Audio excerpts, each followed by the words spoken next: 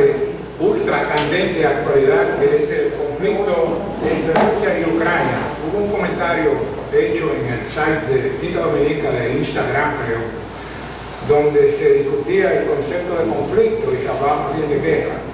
Conflicto se ha usado indiscriminadamente también. Yo recuerdo que en Vietnam, que es una guerra mucho más grande, siempre se le llamó el Vietnam Conflict, o por lo menos en inglés así. Pero esto quizás comenzó como un conflicto y ya está volviéndose una guerra abierta entre dos ejércitos de dos repúblicas orientales.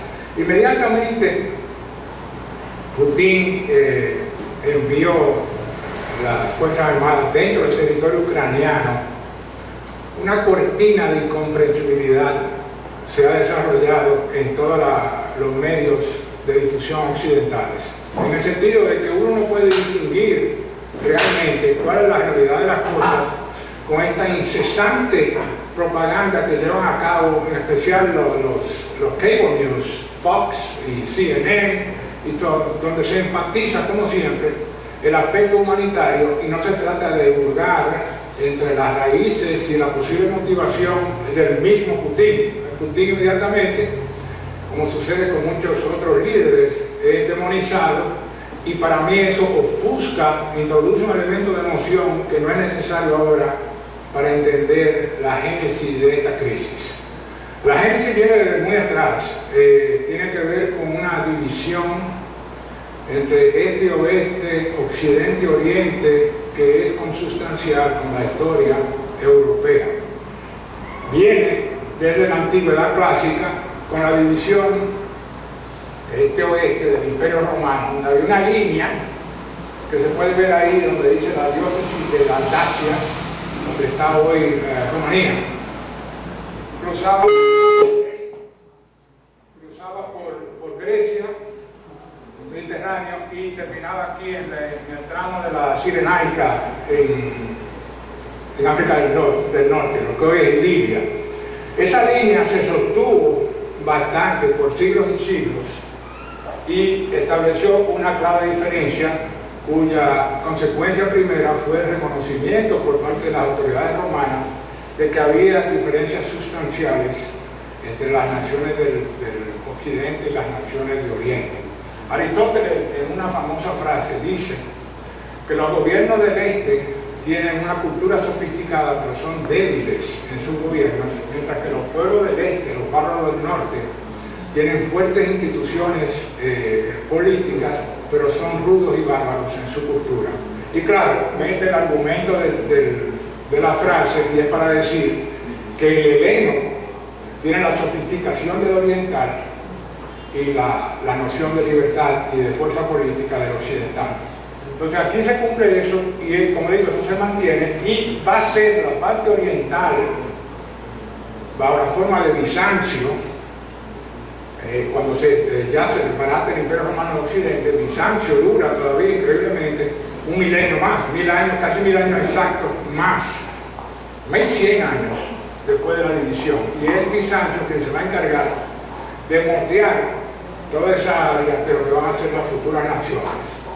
Hay muchas diferencias entre ellos, ¿no? Uno es ortodoxo, el otro es católico. Uno tiene una diferenciación clara entre el poder laico y el poder espiritual, mientras que en el caso de Bizancio, el emperador era el jefe del Estado y el jefe de la Iglesia al mismo tiempo. Entonces había una dosis de dogmatismo, porque introducir la religión en los asuntos administrativos y gubernamentales siempre es una mala idea. Y ahí se creó un cesarismo despótico en la parte oriental. Pero, como digo, le dio forma a todas esas eventuales naciones. En el caso de Rusia, fueron los bizantinos, en el siglo IX, los que comenzaron el proceso de culturización de esas tribus que ahora llamamos los eslavos. Los eslavos, se tiene la tesis, ¿no?, de que vinieron de Suecia, aquí arriba, de esta parte, claro, entrando por el Golfo de Finlandia, el lago Ladoga, algunos bajaron aquí por el Volga y muchos entraron por los ríos como este de Polonia, a través de los países bálticos, entraron al corazón de lo que hoy es Rusia. En esta parte aquí, donde está Kiev, en el Dnieper, el río vital que divide Ucrania todavía entre este y oeste, ahí se formó el primer imperio bajo el mando de Vladimir en el 980, bueno, en 860 comenzó el reinado, pero la cristianización bajo la influencia de los bizantinos viene en el siglo X. Y de esta parte aquí se va a mantener más o menos por 2 o 3 siglos, y en las invasiones de los mongoles se van a dispersar. Entonces de ahí surgen todos los pueblos eslavos y algunas naciones. Algunos se van a los eslavos del norte, que es Polonia, la República Checa y Eslovaquia, cristianizados, católicos, los tres. Después van a venir los del sur, Yugoslavia, ¿no?, que es los eslavos del sur, es lo que significa. Van a estar por este lado aquí, más acá de este, y en los que suben por aquí al norte van a formar eventualmente el imperio zarista de Rusia, que va a tomar forma como zar bajo Iván el Terrible en el siglo XVI. Entonces, Ucrania es realmente la cuna de todos los países eslavos, como lo entendemos. Entonces, como digo, esa división está ahora más o menos aquí, pero eso lo veremos en los mapas actuales. Viene toda esta cosa. Ucrania va a formar parte de Rusia a partir de fines del siglo XVIII. Viene una guerra donde Catalina la Grande y el emperador alemán se dividen Polonia, que antes pertenecía por un tiempo al reino polaco-lituano, era independiente y controlaba Ucrania, por siglos lo controló. En esa guerra, claro, pierden, y es cuando aquí, esta parte aquí era Ucrania también, cae bajo la mano del imperio ruso.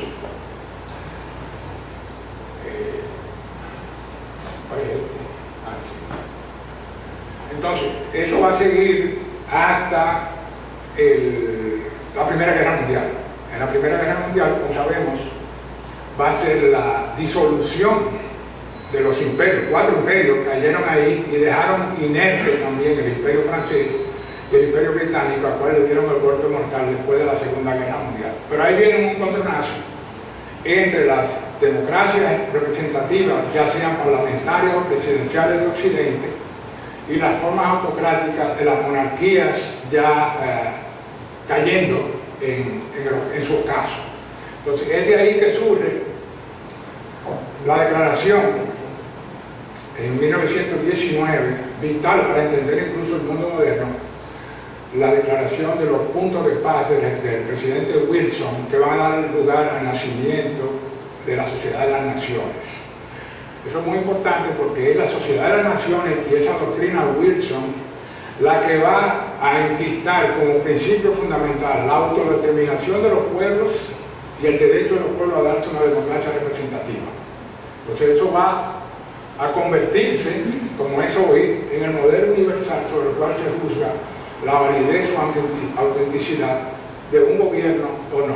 Y eso surge a partir de esa guerra, como resultado de esa guerra.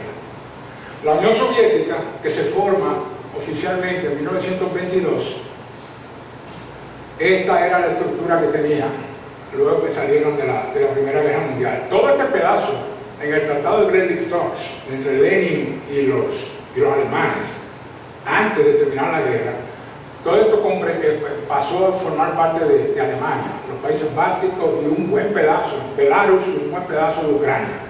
Lenin, a cambio de no tener ese frente, le cedió todo eso y cesaron la paz. Después de la Unión Soviética fundarse oficialmente en 1922, ahí viene gradualmente y comienzan a tomar estos territorios el Imperio Ruso. Esto es lo que Vladimir Putin tiene en mente, menos los países bálticos. Esta es la línea fundamental que él no quiere que trascienda. Toda esta parte aquí, la Unión Soviética de la preguerra. Después de la guerra, viene, claro, la famosa cortina de hierro, inspirada por un discurso en Fulton, Missouri, de Winston Churchill, desde Statín, en los países bálticos, hasta Trieste, en el Adriático. Una cortina de hierro ha descendido a través del continente. La famosa frase que se convierte en el símbolo de la Guerra Fría, ¿no? Europa se divide fundamentalmente en dos bloques, esta vez con potencia de dimensiones mundiales, y es cuando los rusos toman todas estas naciones aquí como un criterio. Yugoslavia independiente, pero un aliado fiel de ellos. Todo esto se hace con el fin de proveer una barrera de seguridad y de protección a Rusia por el cataclismo que fue la invasión alemana, ¿no? 200 divisiones, causando, los últimos conteos que yo tengo fueron 29 millones de muertos. Cada 10 años le suben más.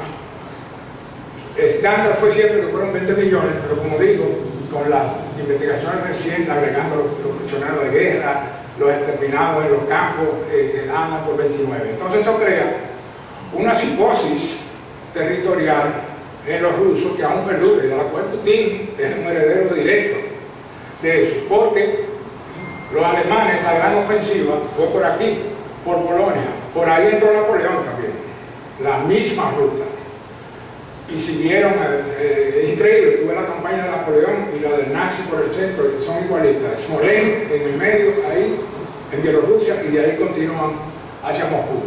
Napoleón continuó, sí, y se encontró con Moscú quemada, ¿no? Que es cuando está en la famosa colina de los Curriones y ve Moscú ardiendo y dice: ¿qué gente son estas? Son unos escitas, y tiene que retirarse.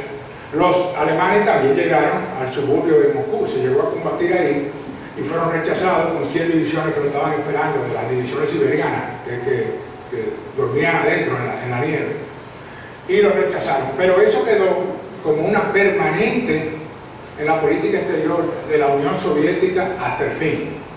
Toda esta barrera aquí. Entonces, yo hice un pequeño cronología para entender, ¿no? En el 97 Ucrania se integra al Imperio Ruso, como ya dije. En 1918 se vuelve independiente y después se une en el 22 cuando Lenin lanza el principio de las nacionalidades, cuyo primer comisario fue Joseph Stalin, y le dan la autodeterminación a cada república, pero la integran dentro de la Unión Soviética, la famosa Unión de Repúblicas Socialistas Soviéticas. El Tratado de Versalles ya lo traté con la autodeterminación, pero aquí en el Tratado de Versalles hay una falla fundamental de la cual adolecen todavía tanto la Unión Europea como Naciones Unidas, como toda organización multilateral, y es que la ley entre las naciones nunca es igual que la ley positiva que rige dentro del país, donde tú requieres un juez y un ejecutivo. Tú no puedes tener eso en las relaciones internacionales. Entonces, el tipo de evaluación que se hace es sobre un criterio moral.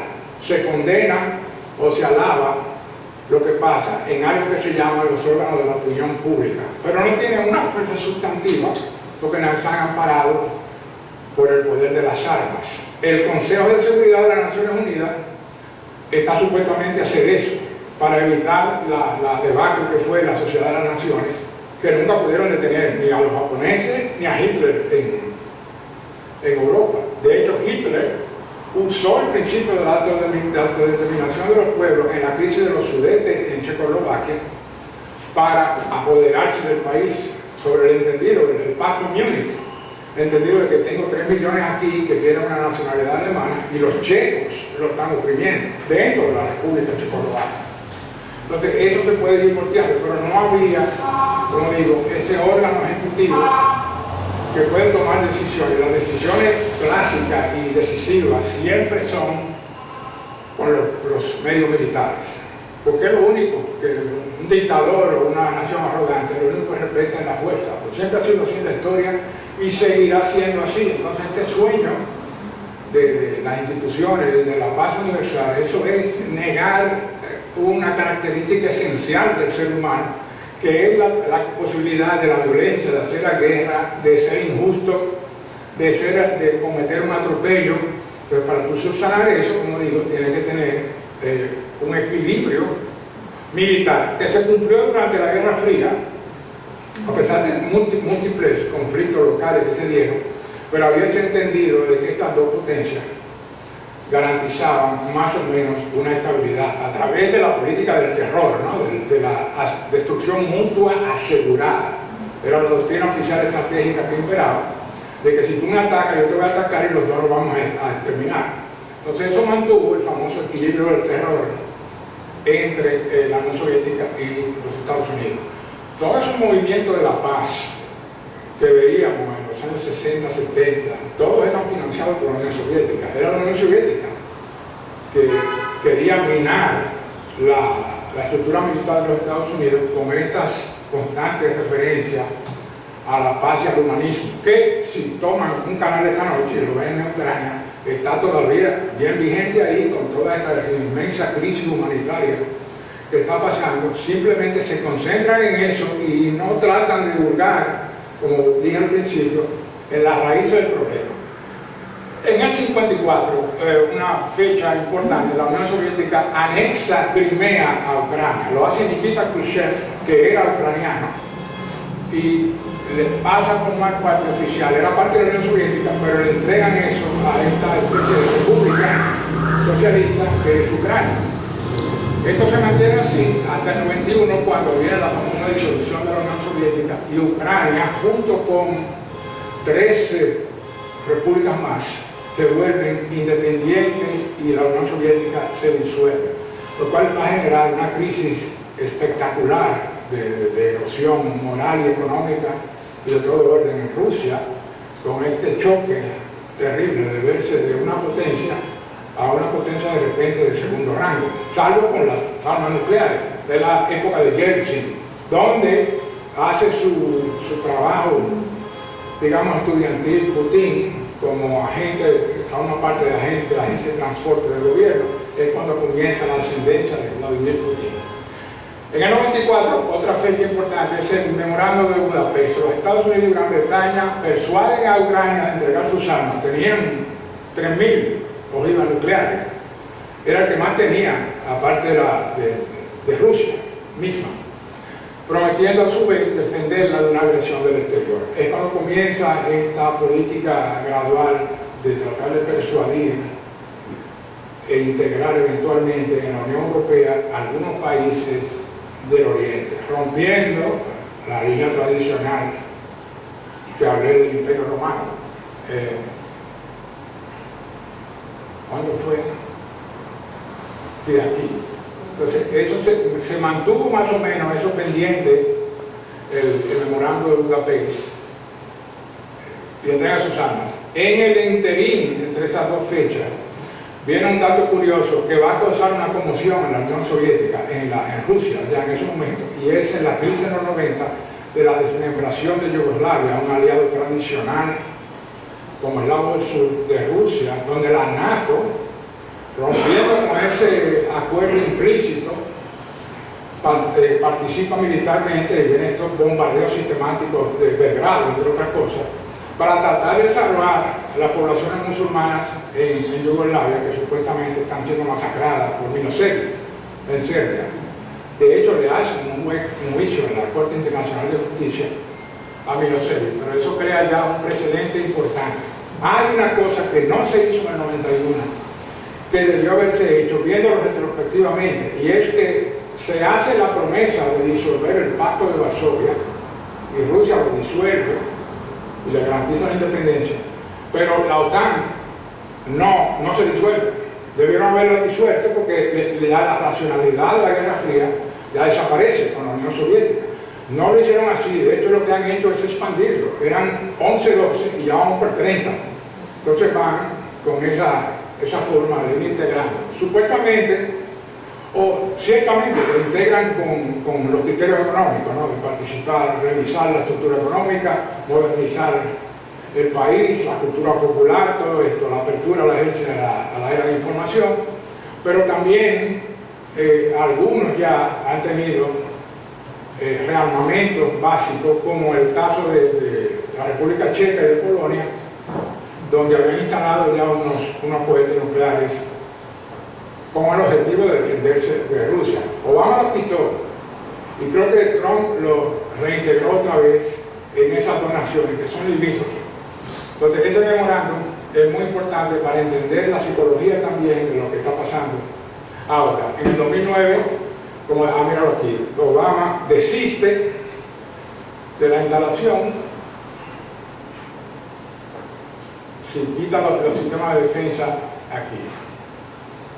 Durante uno de los debates, se recuerdan, con Romney en el 2012 presidencial, Romney dice que un grave peligro todavía es Rusia, y Obama se ríe durante el debate. Y cuando ya el presidente le dice a Medvedev, que era el presidente interino en Rusia, díganle a Vladimir que ahora va a ser más flexible con él. Después de eso, lo captaron en el micrófono diciendo. En el 2013, Obama, muy importante ese también, tiene la famosa línea roja con las armas químicas en Siria, tira las armas químicas y no hace nada para arreglar esa situación. Y al otro día de desistir de tener alguna participación militar, los rusos entran en Siria y toman la iniciativa con eso. Y todavía están ahí, al punto que hay argumentos de que hay combatientes sirios por parte de Rusia en Ucrania actualmente. En el 2014 invade, los americanos financian un golpe de Estado a Yanukovych, el presidente ucraniano, bajo el argumento de una corrupción rampante, lo cual es risible porque Ucrania es el segundo país más corrupto del mundo. El primero Rusia, el segundo Ucrania, y tumban el gobierno de Víctor Yanukovych, apoyado. Y es cuando Rusia, ya tomando las señas de la actitud de Obama en el 2013, que deja que se trague a Siria, invade por primera vez la Ucrania oriental, la zona del Donbass, donde está Luhansk y Luhansk, lo que le llaman el Donbass, que fue lo primero que intervinieron ahora. Interviene ahí y sabe que no van a hacer nada, y Obama no va a hacer nada, lo cual yo lo comprendo, porque irse a una guerra frontal con la Unión Soviética, con Rusia por Ucrania, no me hace ningún sentido a mí, porque esa es una área, una esfera de influencia de ellos. Es como si los Estados Unidos intervinieran en México o donde sea, en Nicaragua, y los rusos se ponen en armas contra eso. Son esferas de dominio implícitas en el mundo y que siempre responden a los mismos parámetros. En el 17 se crea un tratado de libre comercio entre Ucrania y la Unión Europea, una piedra angular aquí. También, se me olvidó decir, en el 2008, la Unión Europea dice que están en condiciones de aceptar la entrada, teóricamente, a la Unión Europea de Georgia y de Ucrania. Ahí crean una conmoción también, y Putin invade a Georgia y se anexa la Osetia del Sur como respuesta a eso. Por esta, como yo digo, es esta psicosis de cerco que tienen los rusos, y todos esos ángulos ahí hay que defenderlos. La línea tradicional de la preguerra es una condición sine qua non para los rusos actualmente, al menos bajo Putin. Eso se respeta aquí, que es por eso que no intervinieron en Yugoslavia ni nada, porque está muy al oeste de la línea. Pero todo lo que es de la línea para el este es una división rusa. Entonces, aquí en el 18, Trump entra en el juego y empuja a los aliados a pagar más por su defensa, el famoso 2% de los presupuestos militares del PNB tienen que ir al presupuesto militar, y hace 3 días, Alemania confirmó que van a subir al 2%. Todos los países, de hecho, lo cual implica un rearmamento que ya era hora de la Unión Europea, tomar en sus manos la defensa del continente contra los rusos. Porque si estamos hablando del miedo de una guerra nuclear, en una guerra nuclear no habrá vencedores. Entonces, tú no puedes someterte a ese soborno de un país a otro. Tú tienes que rearmarte y llevar un combate tradicional contra esto, y parece que esta crisis, al menos teóricamente, está creando las condiciones para un rearmamento. Una de las consecuencias importantes de esta crisis es el rearmamento de Alemania. Alemania siempre ha sido un problema porque está en el centro de Europa, y esos rubios, desde que están armados, hay un criterio expansionista también con ellos, y crea también otro sentimiento de psicosis. Fue esa psicosis de la Primera Guerra Mundial que llevó a los alemanes a atacar tanto a Francia como a Rusia. Estamos aquí en el medio, entre el estado de potencia, en un estado beligerante, tenemos que atacar. Entonces crea una situación de pánico colectivo en una potencia militar. Entonces Trump hace eso, y a la vez sale del Tratado de París de Cambio Climático y comienza a producirse más petróleo en América. Llegan a producir de 13 a 14 millones de barriles diarios, que no cubre el consumo todavía. El consumo es 19, 20, pero una gran parte de ese consumo, 60, 70%, viene de Canadá, un aliado ultra tradicional de los Estados Unidos. Entonces se desentienden de comprar petróleo en el Medio Oriente, algo que no se creía posible, y no lo compran tampoco de Rusia. Entonces se dedican a comprarle ahí, dejan de comprar en Venezuela por el disturbio con Chávez y Maduro, y los Estados Unidos adquieren la independencia energética. Punto muy importante. En el 2021, al entrar, Biden revierte las decisiones de Trump y convierte a los Estados Unidos dependientes del petróleo extranjero. Si recuerdan, la primera decisión que tomó Biden fue cerrar el oleoducto Keystone, que iba a llevar el petróleo de la provincia de Alberta, en Canadá, hasta el Golfo de México. No van a completar el cosa, no estaban produciendo, pero sí hicieran otro pipeline que había en Pensilvania, y comienzan a comprar petróleo otra vez a Arabia Saudita. Y ahora la idea es comprar petróleo en Venezuela, mandar una misión, y comprar el petróleo a Irán. Lo cual a mí me parece una política muy desacertada, porque tú prefieres comprarle a un país terrorista y no comprarle el petróleo a Texas. No sé cómo pueden justificarlo. Pueden justificarlo porque dominan la prensa y pueden decir lo que quieran, y el público americano se va a creer todo lo que le digan. Pero realmente poner una nación como los Estados Unidos en esta condición de dependencia, cuando lo puede evitar, es incomprensible, porque lo que están usando como argumento es que el planeta se va a acabar con el cambio climático. Pero yo no tengo ninguna evidencia, yo personalmente, de que haya un deterioro en el clima. Por eso, ni puedo entender tampoco, para enfatizar el punto, de que yo estoy produciendo, que estoy afectando a la atmósfera, no lo voy a comprar, pero se lo voy a comprar a los rusos o a los venezolanos, que es hasta donde yo sé, la misma atmósfera.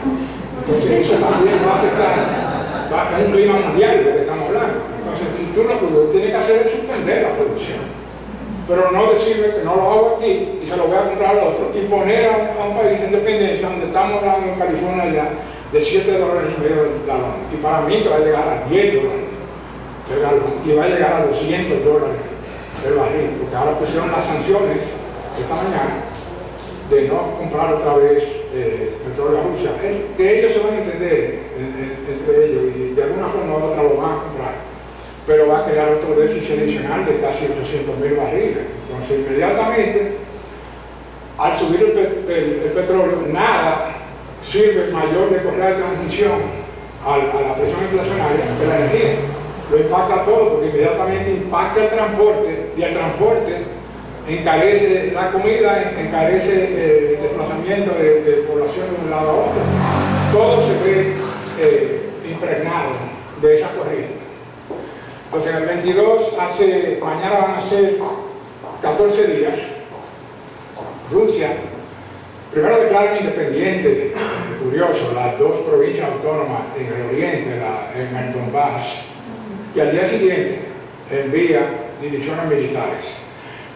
Aquí es algo que quiero decir, mira la dimensión territorial aún de Rusia.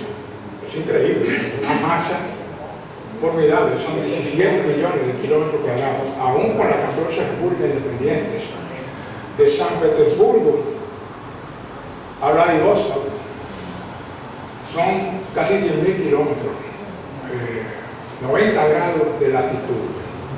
Es más lejos de Petersburgo a Vladivostok que de la punta del norte del Canadá hasta la Tierra del Fuego.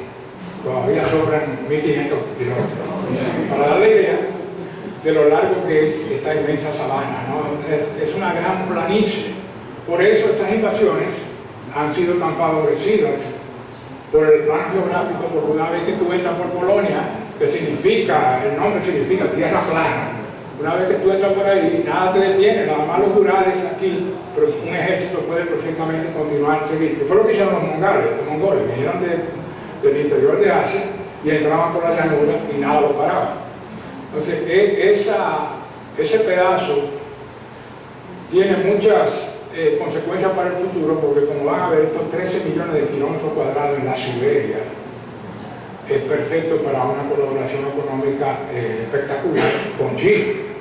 Un intercambio de todo y hasta crear su propia zona preferencial económica. Entonces el futuro puede ir definitivamente por aquí y se orientarán más hacia el este que hacia el occidente. Dostoyevsky, en su diario de escritor, tiene un ensayo muy bonito donde dice que el destino de Rusia es hacia el este, no hacia el occidente, porque era eslavo, con ese sentimiento de misticismo oriental que hablé al principio, y cree que el alma eslava se compagina mejor con estos criterios del oriente, que es algo que choca en el alma eslava en los rusos, por ejemplo. Tienen estas sinfonías con estas melodías que te conmocionan el alma, Tchaikovsky, Rimsky-Korsakov, y a la misma vez entran en una aldea y machetean a todo el que está ahí y lo exterminan. Tienen ese contraste entre lo brutal y lo sublime. Entonces, esa es la situación de Rusia. Esta es como estaba esta mañana la situación militar en Ucrania. La prensa está con este asunto de que los rusos están perdiendo vigor y no tienen la campaña como la esperaban. ¿Cómo se sabe eso? No es posible. Todo el que estudia las campañas militares rusas, incluyendo las de asedio, en el cerco famoso de Leningrado en 900 días, los rusos le entregaban un rifle a una unidad de 3 personas. Cuando mataban al que tenía el rifle, el otro lo tomaba. Cuando lo mataban a los 3, mandaban a otra unidad. Entonces usan esa fórmula inhumana de carne de cañón primero para ver cómo es que funciona el enemigo. Lo hicieron con Napoleón, lo hicieron malo con los nazis porque los nazis iban demasiado rápido. Entonces ahí lo cogieron de sorpresa. Pero tienen esta consideración donde las vidas humanas no tienen el mismo valor que un ejército occidental. Para darte una idea, en Kiev, aquí murieron 700.000 rusos en el cerco del 41 de los alemanes, y en Stalingrado durante 3 meses los rusos perdían 15.000 hombres diarios de la cosa, y tiraban una división, la eliminaban y mandaban otra, y los que se retiraban le disparaban los mismos rusos a sus propios soldados, seguir hacia adelante siempre. Khrushchev fue quien dirigió la campaña de Stalingrado. Entonces aquí lo que ha seguido para mí, creo, Putin, es comenzar con las líneas de abastecimiento aquí en el este y en el norte, con la frontera con Bielorrusia, Belarus, y las vías marítimas, muy importantes. Entonces la próxima objetivo es aquí, Mariupol, esta de aquí, con el cual van a dominar en el mar de Azov y van a poder enviar por vía terrestre de Rusia a Crimea ejércitos, por vía terrestre sin tener que usar las vías marítimas, porque bordean toda la costa. Entonces es un punto clave que para mí debe caer en 2 o 3 días, porque ya están cercados. Y el otro es Odessa, también aquí, y a partir de ahí, cuando dominan ya el Mar Negro y cortan cualquier suministro por ahí, solamente le va a quedar el suministro por el occidente de Ucrania, ¿no? En la frontera con Hungría, con Polonia y con Eslovaquia. Pues de ahí van a hacer una labor de círculo y van a ir cerrando en el centro. Es muy similar a la ofensiva alemana en 1939 en Polonia, donde hicieron esa, no fue un ataque frontal, sino haciéndole círculo así. Entonces, creo que aquí va a haber una batalla importante, claro, en Kiev y en Kharkov, ¿no? Yarkov aquí, las dos ciudades más grandes. ¿Qué va a pasar con la retórica que se está usando ahora y poniendo a Zelensky cada día con un criterio de inmolación? Yo no creo que le estén haciendo un favor a nadie. Las cuatro recomendaciones que hizo Putin no son razonables, claro, porque estamos hablando de dominar, pero pueden servir como una pie de base para detener el conflicto y entonces dedicarnos al rescate humanitario de lo que son 4 o 5 millones de refugiados. Pero esos son garantizar la autonomía de esta provincia, garantizar la independencia, la toma de Crimea, una política estricta de neutralidad y desmilitarización. Esos son los componentes de él. Y nos lo mandó con el mismo comunicado en noviembre del 21, nos mandó una advertencia. Y los americanos, yo no sé cómo lo estaban manejando eso, porque lo que hacían era, si recuerdan, hace 2 o 3 semanas, es que es inminente ya el ataque, es inminente el ataque. Entonces, tú sabes eso, pues trata de tomar una decisión, no militar, pero intercede con eso. Una vez yo escribí en Facebook que lo que tienen que hacer, y todavía pueden hacer, es agarrar a Donald Trump y mandarlo a un Cuba, a que él haga un acuerdo con Putin. Que es lo que tú quieres, se van a entender. Entonces, Donald Trump va a llegar con 2 mamis al lado de él, en una limo, como hace él, todo flamboyante, pero efectivo en la negociación. Porque Trump le dijo a él, sobre el 14, dice, si tú invades Ucrania, yo bombardeo al día siguiente en Moscú. Y se lo dijo a los chinos también.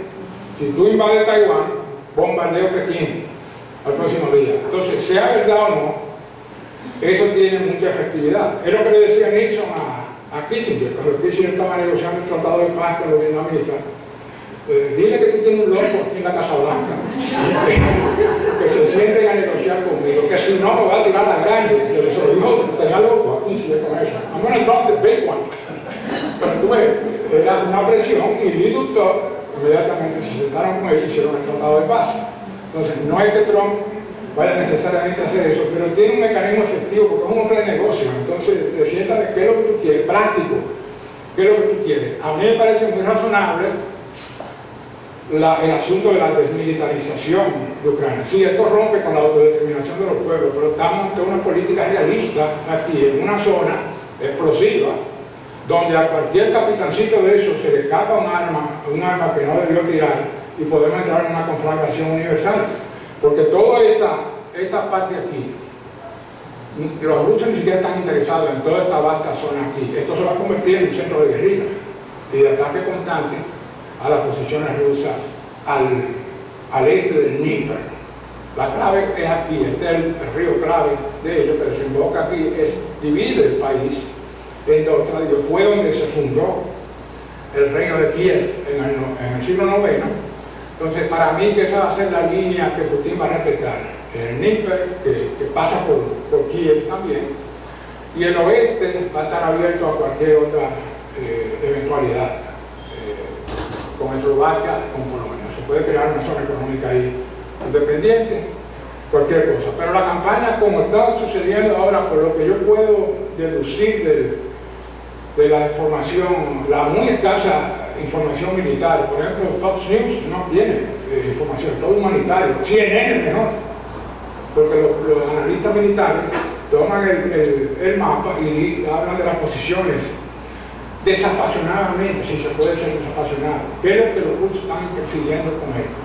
Sí, claro que hay refugiados, pero siempre sucede eso en la guerra moderna, son guerras totales, donde se cubre. En Yugoslavia hubieron millones, en Siria hubo 4 millones de refugiados, casi todos en Europa ahora. Entonces, esto va a generar incluso más de 5 millones, porque Ucrania es un país muy denso y muy grande. Es el país más grande de Europa.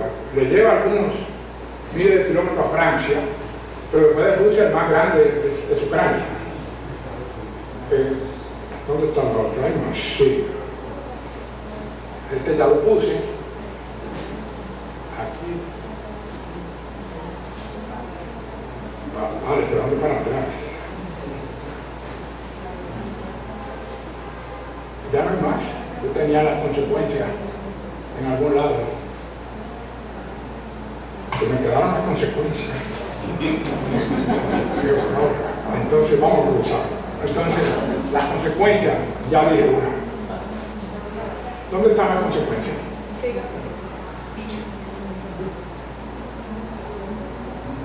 No baja. Ah, sí. Perdón. Sí. Estos son los famosos oleoductos que están detenidos ahora, el Nord Stream 2, que no se ha terminado de construir, que van del Golfo de Finlandia a Alemania, que suple de gas natural a los países de Europa occidental.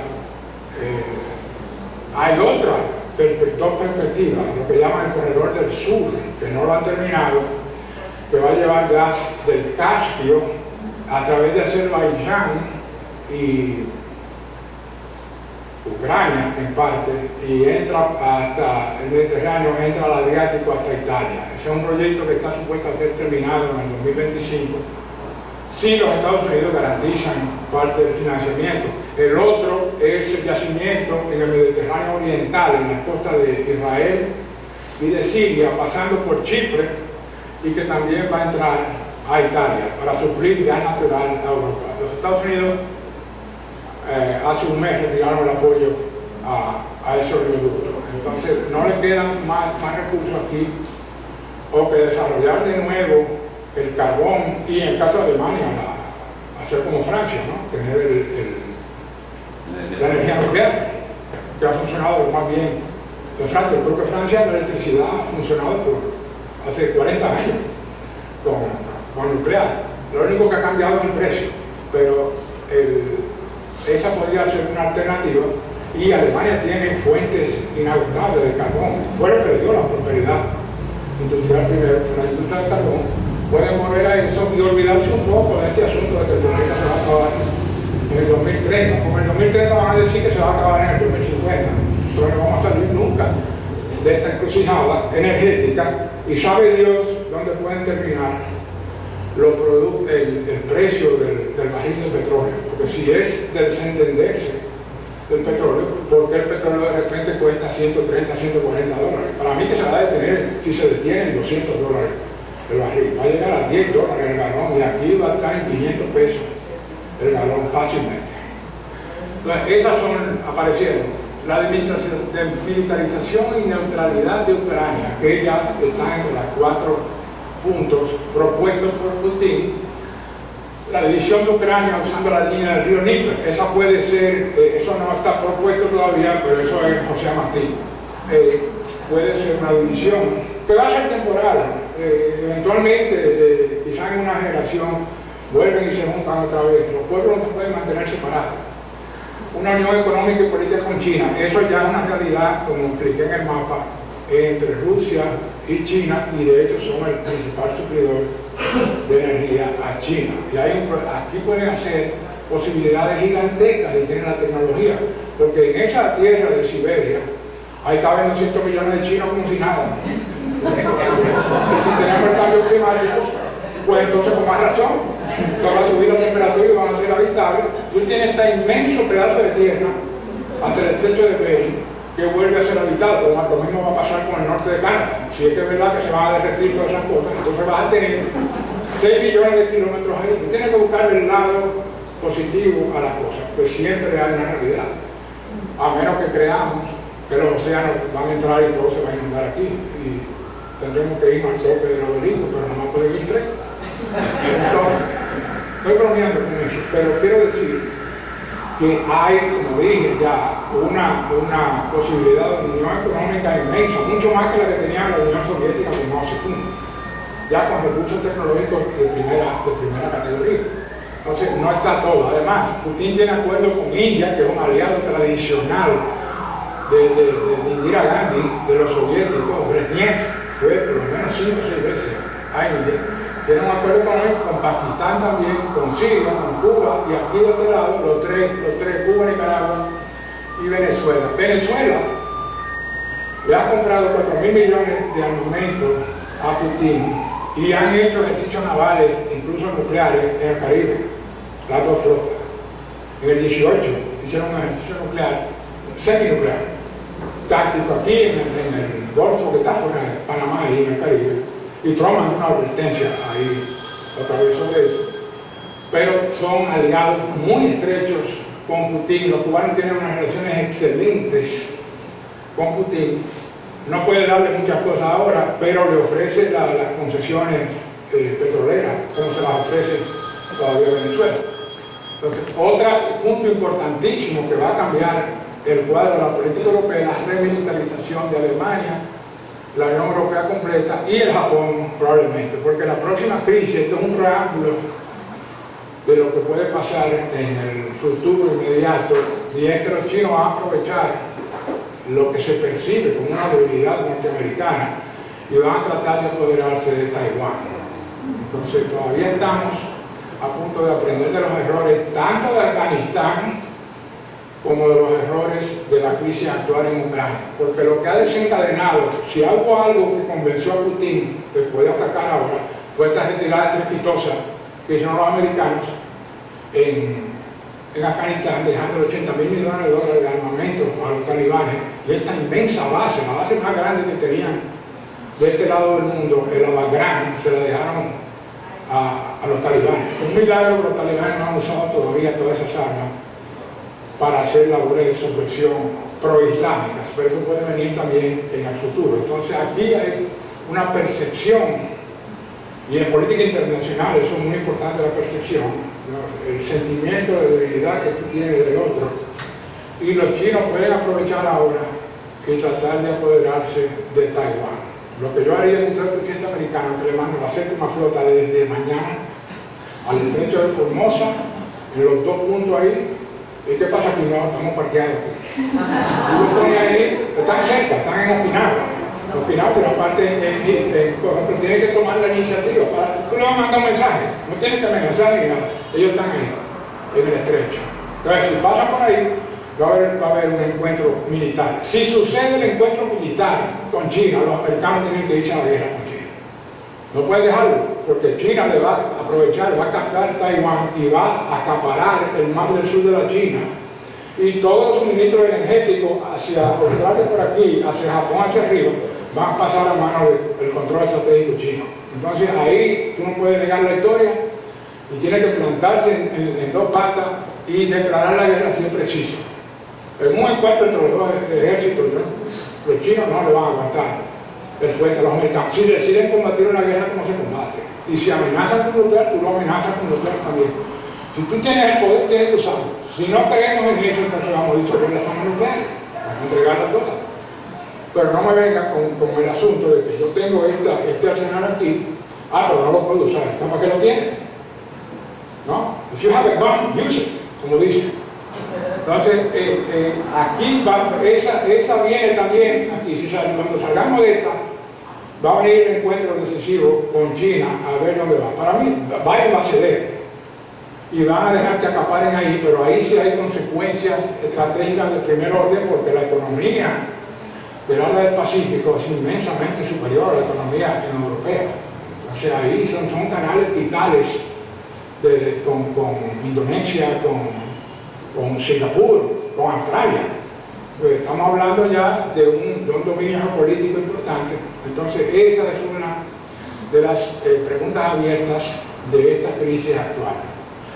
Yo no puedo predecir cuándo va a caer Ucrania, pero de que va a caer, porque la superioridad es abrumadora y quizás aguanten más. Le están haciendo un grande favor poniendo a Zelensky todos los días ahí hablando de inmolación y de cosas. Eso está muy bien, pero cuando tú estás manejando un país, tú no puedes tomar estas consideraciones, como hizo Castro en el 72, ¿no?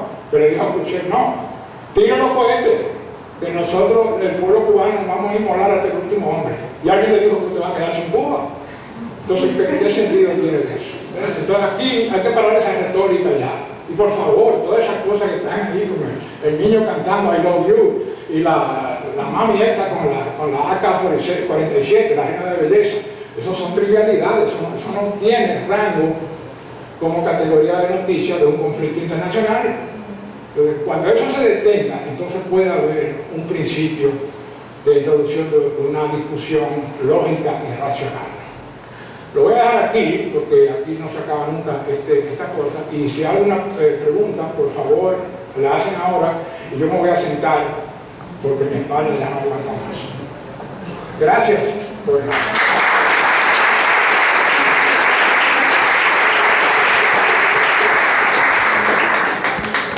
José, dígame, Silván. una pregunta. Estás hablando muy bien y muy claro de los errores que hicieron los europeos y la ausencia de anticipación y muchas cosas que me parecen muy interesantes, errores que hicieron los europeos. Ahora, dime, ¿tú piensas que Putin hizo algunos errores? Bueno, ¿Puede tener consecuencias para Rusia y esa parte del mundo que tú estás diciendo? bueno, las intervenciones que ha hecho, algunas, yo entiendo el criterio. ¿Se oye? Ahí se oye.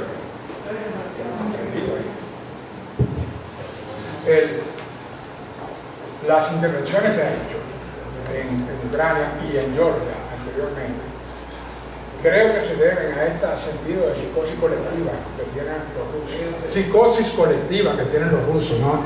Esa sensación de cerco que le da, porque Georgia, por ejemplo, tiene una posición vital en la costa oriental del Mar Negro. Entonces, una base militar importante ahí para él, como lo es Ucrania, que es la entrada al Mar Negro y la salida hacia Europa. De hecho, eso es lo que quiere decir Ucrania, es tierra de frontera, la frontera. Entonces puede ser que haya una sobrereacción a eso. Su error estratégico no lo ha cometido hasta ahora, está respondiendo a los intereses rusos. Pero lo que quiero decir es que no es que cometa error o no, sino que lo que hay que hacer es sentarse con él, lógicamente, dejar la retórica de cuál es el objetivo, qué es lo que tú quieres. Y la Unión Europea puede contribuir a mucho con eso, tratando de detener esta expansión de este modelo universal que hablé con referencia al Tratado de Versalles. Sí, es un modelo universal, pero hay países que no lo quieren y que no lo aceptan. Y si hay un dictador, tampoco lo aceptan. Entonces, esa estructura congénita occidental, de que el que no es como yo necesariamente está mal, lo demonizan, ¿no? Y le dicen, como lo han dicho varias veces en la televisión ahora, que es un loco. Como decían de Khomeini, que es un loco. Y Fidel Castro es un loco. Ninguno son locos. Ellos saben muy bien lo que quieren. Entonces tienes que sentarte con ellos. Por eso digo que alguien, puede ser, para mí Trump, que vaya como a negociar internacionalmente con él, qué es lo que tú quieres. Algunos errores que puede haber hecho, bueno, sí, el sistema dictatorial interno en Rusia. La economía la ha manejado bien, hasta hace poco. Aumentó y sacó a Rusia de una crisis terrible de los 90. Entonces, ese sentido de violación que tiene el ruso de haber sido una gran potencia, Putin trata de suplirlo de alguna manera con este sueño de recreación del imperio ruso, que es un error, pero lo que creo es que se está limitando a una línea que puse aquí en el mapa, correspondiente a la Unión Soviética de la preguerra, que comprende todo el territorio ruso.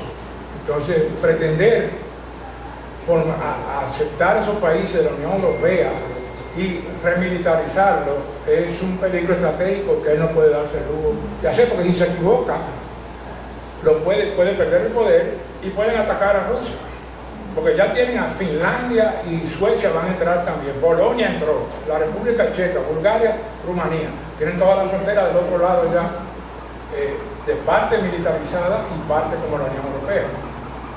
Entonces, ¿qué puede ser lo que puede subsanar eso? Crear una unión económica con la Unión Europea, con los alemanes. Los alemanes y los franceses, porque ellos son los que guían la comunidad. Pero no te contesté directamente si cometió un error o no, pero se puede considerar que las invasiones fueron un error, la de Georgia y las dos de Ucrania. Un error táctico. Yo entiendo la estrategia, pero puede ser un error táctico porque te genera esta increíble campaña de opinión pública negativa que no te favorece en nada. Te está poniendo en manos de los chinos, de los iraníes. Y la remilitarización. Eso él le empujó. Bueno, ese ahí él tiene que ponerse duro, militarizar la Ucrania con cohete nuclear y todo, no, eso no lo va a aceptar. Ay, mejor va a la guerra con eso, no, es imposible. Tú no puedes aceptar eso, porque que esa línea que hablé de hace miles de años, eso está ahí todavía. Esa es una esfera que pertenece a nosotros, como los americanos implícitamente, por más que nosotros demos brinco, América es de nosotros también, en el sentido de que nosotros somos la potencia hegemónica, los que resolvemos los problemas. Y tenemos la flota y tenemos las escuadrillas y creamos un esquema de seguridad internacional que permite el desarrollo sistemático de las relaciones económicas internacionales. Porque la gente habla mucho del imperialismo norteamericano, producto de esa doctrina de pacificación que hablé, que hacía la Unión Soviética. Pero si los americanos tuvieran la sexta flota y no sale un barco de ahí de Jaina, que no lo roben los piratas, se crea un siglo XVII otra vez en el Caribe. ¿Por qué? Porque las potencias imperiales, entre otras cosas, garantizan la seguridad. No, yo estoy diciendo que, de cierta manera, una de las posibles errores de Putin es no anticipar que lo que se hizo en Ucrania incita la Unión Europea a remilitarizar, Alemania a remilitarizar. Yo siento que él, de cierta manera, les dijo, no, pero no van a hacer nada, como quieran, no se van a meter, eso es Ucrania, eso es mío. Pero eso es un error que a mi modo de ver favorece enormemente a Europa, porque Europa finalmente va a tomar su destino en las manos como era antes. Entonces Francia, Inglaterra y Alemania son perfectamente capaces de oponerse a una ofensiva soviética, o China. ¿Por qué tiene que ser con la Alianza Atlántica? ¿Por qué tiene que ser con la Alianza Atlántica? Es que estoy nervioso. Mira, José, los conceptos de como remilitarización, guerra, ocupación territorial, etcétera, en esta época de pandemia o post-pandemia, frente a una economía mundial que está en crisis, se resumen en una cosa: producción de armamentos.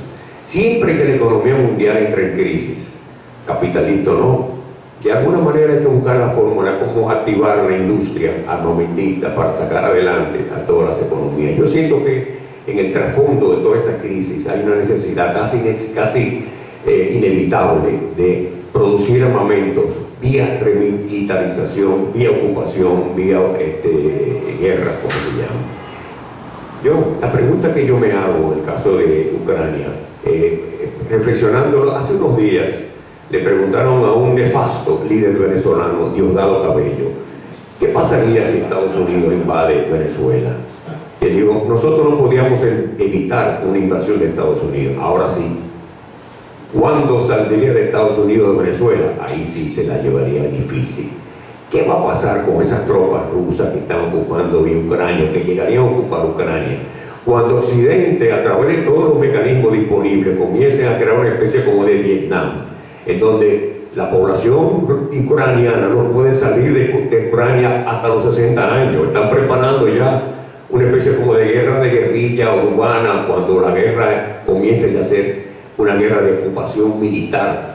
¿Tú crees que los rusos van a poder salir de Ucrania con toda la posibilidad que tiene Occidente de crearle un lío tan grande a Ucrania que se tengan que desgastar ahí años de guerra permanente, luchando contra ejércitos de mercenarios que podrían venir de diferentes países, legiones internacionales que se alistarían para pelear por Ucrania?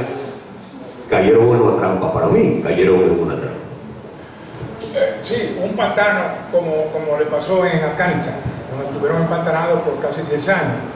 Es una posibilidad, pero lo que pueden hacer primero es dividir, captar la parte oriental y darle una autonomía a la parte occidental Porque tratar de hacer una ocupación efectiva de un país de más de medio millón de kilómetros cuadrados va a ser una pesadilla de todo orden. Y si establecen una guerra de guerrilla, los ucranianos son famosos por eso. Los ucranianos desarrollaron una campaña de guerrilla en la Segunda Guerra Mundial contra los soviéticos y contra los nazis al mismo tiempo.